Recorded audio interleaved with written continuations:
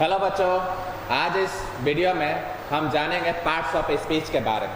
यानी parts of speech है क्या, उसको हम लोग समझेंगे। पार्ट्स ऑफ स्पीच में हम लोग देखेंगे कि कौन कौन सा चीज़ आते हैं। हालांकि ये पार्ट्स ऑफ स्पीच होते क्या हैं, पहले हम लोग उसको समझेंगे इस टॉपिक में। तो चलिए शुरुआत करते हैं। देखिए, पार्ट्स ऑफ स्पीच होते क्या है, तो ये शब्द भेद है। क्या होते हैं? शब्द भेद होते हैं। तो चलिए इसको थोड़ा हम लोग देख ले, ये कितने होते हैं, कैसे होते हैं। ठीक है,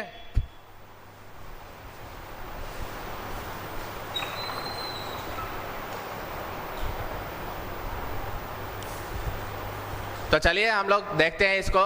ठीक है, सबसे पहले देखिए, all the English words are divided into 8 groups. How many groups? 8 groups.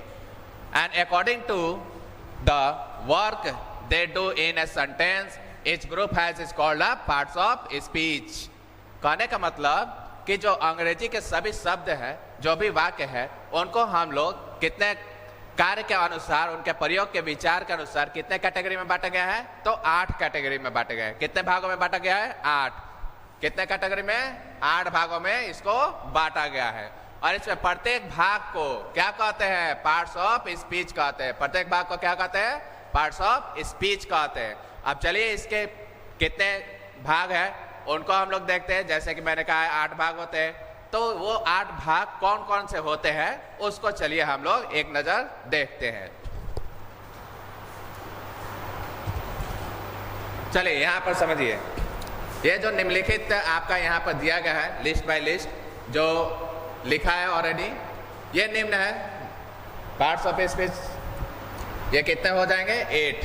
यहाँ पे देखिए, फर्स्ट में नाउन, सेकंड में प्रोनाउन, थर्ड में adjective, 4 verb, 5 adverb, 6 preposition, 7 conjunction और 8 इंटरजेक्शन। तो इन्हीं के बारे में हम आज जानकारी लेंगे पार्ट बाय पार्ट। यानी कि नाउन किसे कहते हैं, फिर प्रोनाउन क्यों यूज किया जाता है, फिर एडजेक्टिव क्या है, वर्ब क्या है, एडवर्ब क्या है, फिर यहाँ पर प्रेपोजिशन किसे कहते हैं, क्या इसका तरीका है उसको समझने का, फिर कंजक्शन है, कहाँ का इसका यूज करते हैं, लास्ट में हमारा इंटरजेक्शन आएगा। हिंदी में अगर हम समझें तो संज्ञा, सर्वनाम, विशेषण, क्रिया, क्रिया विशेषण, संबंध बोधक अव्यय, समुच्चय बोधक अव्यय और विस्मयादि बोधक अव्यय, इनको कहा जाता है। ठीक है, अब चलिए हम लोग इसके बारे में सबसे पहले हम लोग नाउन के बारे में देखते हैं। ठीक है, नाउन किसे कहते हैं, किस प्रकार से हम इसको समझेंगे, क्या क्या इसका होता है उसको देखिए नेक्स्ट स्लाइड में। देखिए, noun, a noun is a name of person, place, things or an animal, as Ram, that means name, any name, Mohan, Sohan, Sita, Gita, Patna, Delhi, cat, dog, pen, table, bench, etc. That means कहने का मतलब noun किसी भी व्यक्ति, स्थान, वस्तु, जानवर के नामों को हम लोग क्या कहते हैं? संज्ञा कहते हैं। क्या कहते हैं? संज्ञा कहते हैं। यानी कि दुनिया में जितना भी नाम है वो सब क्या है? एक तरह से माने तो संज्ञा ही है। हमारा नाम हो गया, और भी लोगों का नाम हो गया, या और भी व्यक्ति, वस्तु, स्थान, जगहों के नाम हो गए, वो सारे के सारे क्या कहलाते हैं? संज्ञा कहलाते हैं। क्या कहलाते हैं? संज्ञा। अब आई नेक्स्ट में प्रोनाउन। प्रोनाउन क्या है? प्रोनाउन के बारे में भी हम लोग जान लेते हैं।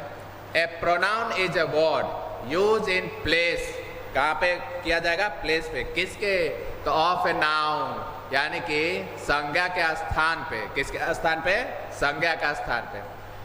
तो देखिए एग्जाम्पल में आई, बी, यू, ही और सी, यानी कि ये जो वर्ड है इसी का हम लोग प्रयोग करते हैं। किसके रूप में? तो प्रोनाउन के अंतर्गत आता है, जो संज्ञा के स्थान पे बोला जाता है। अब चलिए हिंदी के अकॉर्डिंग हम लोग देख लेते हैं। प्रोनाउन दैट मीन्स सर्वनाम।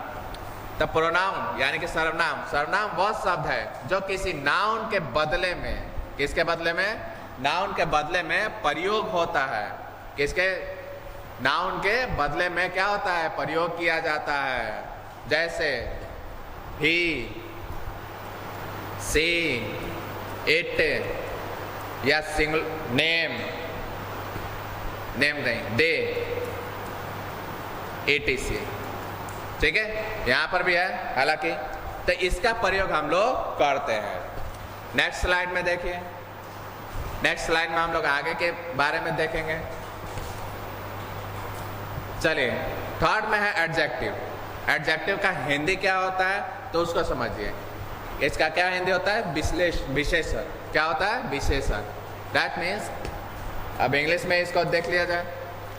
An adjective is a word that qualifies A noun और ए प्रोनाउन। कहने का मतलब कि जो वह विशेषण है, एडजेक्टिव है, वह शब्द है जो किसी भी नाउन या फिर प्रोनाउन, नाउन हो या फिर प्रोनाउन हो, उसकी विशेषता बताता है। क्या करता है? विशेषता बताता है। कहने का मतलब गुण, उसका क्या खास है, क्या चीज़ है, अच्छा है, बुरा है, खूबसूरत है, खराब है, इन सब का जो गुण होता है वो बताता है। जैसे एग्जाम्पल में समझिए, गुड यानी कि अच्छा, बैड, अगली, beautiful, healthy, unhealthy, big, small, thin, fat, red, white, 1, 2, first, second, third, etc। तो ये क्या है? उसके नाउन और प्रोनाउन के क्या दिखा रहा है? उसके विशेषता को बता रहा है। अब भाई 4 नंबर में समझिए, a verb is a word. क्या है ये? A verb is a word which show an action. Verb क्या दिखाता है? एक्शन, यानी कि कोई भी क्रिया को दिखाता है। किसको दिखाता है? क्रिया, यानी कि काम करने के फलस्वरूप। ए स्टेट और ए पोजीशन, ठीक है, यानी कि जो भी मान लीजिए वर्ब क्या है? वर्ब क्रिया हिंदी होता है, वह शब्द है जिसके किसी काम करने का बोध हो, ठीक है, काम करने का बोध हो या काम कर रहा है, इससे भी समझ सकते हैं। दशा या स्वामित्व का बोध कराता, उसे ही हम लोग क्या करते हैं? वर्ब कहते हैं, क्रिया कहते हैं, ठीक है। Action word is called verb. इस ये भी हमारा क्या होता है? इसका डेफिनेशन भी होता है। जैसे एग्जाम्पल में आइए, it, play, come, go, am, is, are, have, has, had, shall, should, will, would, can, could, ये सब क्या है? क्रिया के अंतर्गत आता है। तो चलिए फिर हम नेक्स्ट लाइन में चलते हैं। इतना क्लियर हुआ तो आगे बढ़ते हैं। चलिए,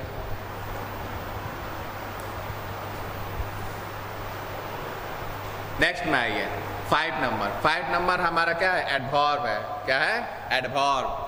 एडवर्ब में समझिए, an adverb qualifies a verb, an adjective and another adverb.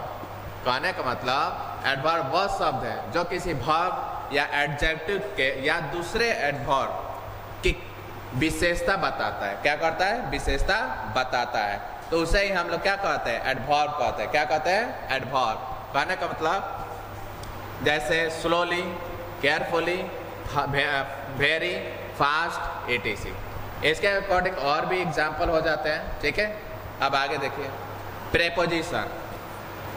Preposition कहने का मतलब यहाँ पर समझिए, जैसे इंग्लिश में लिखा है, a preposition is a word usually place before a noun और अ प्रोनाउन, यानी कि नाउन के पहले और या तो प्रोनाउन के पहले, to show its relation to some other word या वर्ड्स इन द सेंटेंस, ठीक है।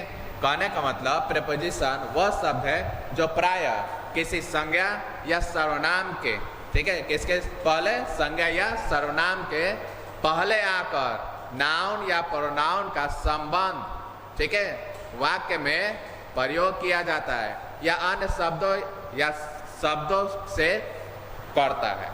तो ये जो शब्द है प्रीपोजिशन, प्री मतलब क्या होता है? प्रीमिस, पहले। पोजीशन मीन्स स्थान, पोजीशन मीन्स स्थान, इससे भी आप लोग समझ सकते हैं, ठीक है।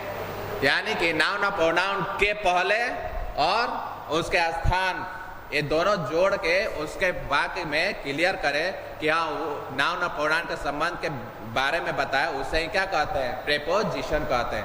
या तो स्थान बताए, जगह बताए, ऊपर, on, over, at, in, under, with, from, यहाँ पर भी है, in, into, at, on, by, to, from, of, with, without, etc. बहुत सारे ऐसे हैं, ठीक है। तो इन सारे चीज़ों से हम लोग स्थान का एक्यूरेट जगह कौन सा वस्तु कहाँ पर है ये हम पता लगा सकते हैं। जैसे इन द बॉक्स कहा जाता है ना, in the box. In the box में क्या हुआ, यानी कि किसी बक्सा के अंदर। जैसे कि यहाँ पर एग्जाम्पल है, यहाँ पर देखिए, यहाँ पर एक, तो अगर मैं इस कलम को अंदर डाल दूं तो क्या कहलाएगा, इन द बॉक्स कहलाएगा। इसी प्रकार से अगर हम लोग चेयर पे बैठते हैं, टेबल पे बैठते हैं तो ऑन कहलाता है। अब आगे चलिए, आगे भी हम लोग देखते हैं आगे कौन सा है। नेक्स्ट स्लाइड में हम लोग चलते हैं। ये प्रोपोजिशन क्लियर हो ही गया होगा। अब आइए 7 नंबर। 7 नंबर में क्या है, कंजक्शन। क्या लिखा है, कंजक्शन। कंजक्शन मतलब समुच्चय बोधक। तो देखिए, a conjunction is a word which join words or sentence together. That means it is called the joining some words and sentence. कहने का मतलब कि कंजक्शन वैसा शब्द है, ठीक है, वह शब्द है जो शब्दों या वाक्यांशों को एक दूसरे में जोड़ने के लिए सहायता होता है या सहायता करता है। जैसे एंड हो गया, और हो गया, ये सब। फॉर एग्जाम्पल में देखिए, कहाँ गया, एंड है, बट है, और भी सारा आ जाएगा इसमें, etc लगा दिया जाता है। नेक्स्ट आइए 8 नंबर। 8 नंबर में क्या है, इंटरजेक्शन, यानी कि विस्मयादि बोधक। ये क्या होते हैं, तो an interjection is a word which express, क्या करेगा, एक्सप्रेस करेगा सम सडन फीलिंग, यानी कि अचानक होने वाली घटना, जो फीलिंग होता है उसके बारे में ये स्ट्रांगली फील करवाता है, ठीक है। फीलिंग और इमोशन, यानी कि ये भावुकता भी दर्शाता है। जैसे एज, अलास, आओ, ओ, हेलो, हुर्रा, etc। यानी कि ये जो शब्द है वो दुख को, तकलीफ को, अपने भाव को या व्यक्त करने के लिए इसका प्रयोग हम लोग कहते हैं, ठीक है।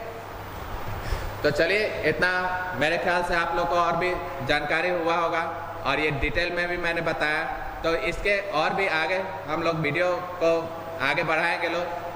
तो इसको देखने के बाद जो भी हमारे स्टूडेंट हैं या और भी सहपाठी है, इनको शेयर करिए ताकि हम लोग पढ़ाने का जोश भी और आगे की ओर बढ़े। Thank you, have a nice day.